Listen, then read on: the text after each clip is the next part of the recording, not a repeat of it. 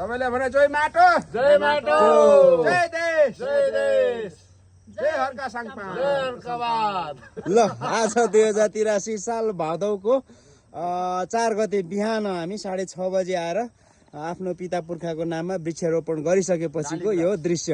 लाली गुराँस है, स्पेसल लाली गुराँस। यो चाहिँ ताप्लेजुङबाट म आएको बिरुवा है, लाली गुराँस। हाम्रो दाजु र भाउजू रोप्नु भएको छ। उहाँको पितृको नाम देवा निरबहादुर राई, देमा पूर्ण माया राई र ससुरबा क्याप्टेन नरबहादुर राई, त्यसै गरी इन्द्र सासु इन्द्रमाया राई। ल धन्यवाद। नेपालको धन हरियो वन। ल धन्यवाद। ल यो चाहिँ अम्बा रहेछ। हरेको पनि छ है। फलेको हेर्नु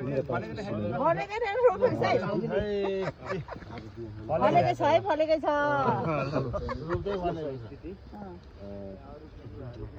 लाली गुराँसको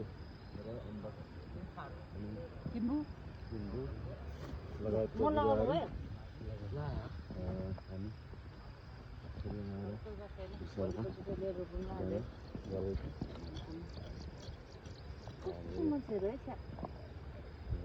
यो चाहिँ साह्रै दुःख लाग्यो है, किनभने यो अरूले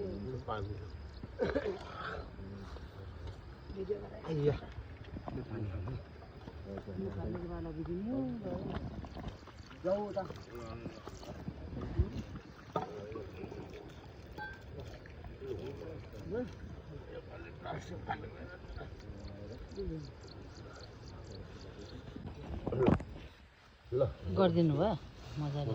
उ त्यो पानी अलिक जमियोस् न, यसो गरेर त्यसलाई त्यो त्यो हो त्यसलाई।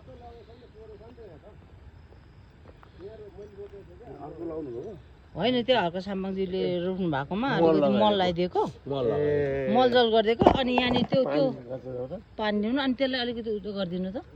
त्यो हो त्यो उता डिलमा पानी। 38 गते वृक्षारोपणमा हर्क साम्बाङले यो ठाउँमा लाली गुराँसको बिरुवा रोपेर चाहिँ सुरुवात गरेको थियो कार्यक्रम। आज त्यसमा चाहिँ पानी परिरहेको छ, मल लाउनु भएको छ हाम्रो सरहरूले।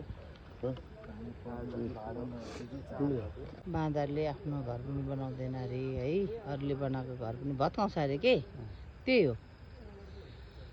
आफूले गर्दैन, अरूले गरेको पनि यस्तो गरिदिँदाखेरि दुःख लाग्छ।